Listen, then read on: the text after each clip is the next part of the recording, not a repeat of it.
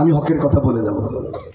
যতক্ষণ জীবিত থাকবো আমি হকের কথা বলবো, ইসলামের কথা বলবো, আল্লাহ রাসূলের কথা বলবো। আপনি আমাকে পছন্দ করেন কিংবা না করেন। আমাদের একজন ফিলোসফার ছিলেন, মুসলমান ফিলোসফার, বলেন ইসলাম প্রতিষ্ঠিত হলো পূর্ব পাশে, মক্কা, মদিনা, ইরাক, সিরিয়া, কিন্তু মুসলমানের আকীদা চলে গেল পশ্চিম পাশে। আমরা দেখেন সকালে বলি বিকালে ফিরি। কোনদিন শুনছেন লন্ডনে, ইউরোপে, ইতালিতে, ফ্রান্সে, জার্মানিতে ভোট বিক্রি করে একজন লোক? করে না কিন্তু। কমিটমেন্ট ইজ কমিটমেন্ট ওরা বলে। আমাদের বাপদাদা থেকে শুনতাম জমিন বিক্রি হইতো, মুখে বলতো জমিন বিক্রি নাকি ভাই। এখন আপনার বাবা ওয়াকফ করে দিলেও তো আপনি আবার মামলা করেন। মসজিদের বিরুদ্ধে মামলা করা হয়, মসজিদের সভাপতি হওয়ার জন্য ফাইট করা হয়। তাহলে আমাদের সহ্য বীর্য কোথায়? কোথায় খালিদ বিন ওয়ালিদ?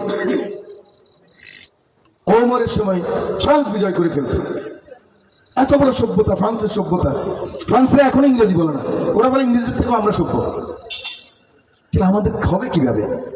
আমি ক্ষুদ্র মানুষ, এই আলেম দ্বীনদের সামনে এত বড় কথা বলা ঠিক না, কিন্তু আমার দায়িত্ব আছে। আপনারা আমাকে 12 বছর এমপি হিসেবে রাখছেন, ভোট দিয়ে, কাটাকাটি না। আমি হকের কথা বলে যাব। যতক্ষণ জীবিত থাকবো আমি হকের কথা বলবো, ইসলামের কথা বলবো, আল্লাহ রাসূলের কথা বলবো। আপনি আমাকে পছন্দ করেন কিংবা না করেন।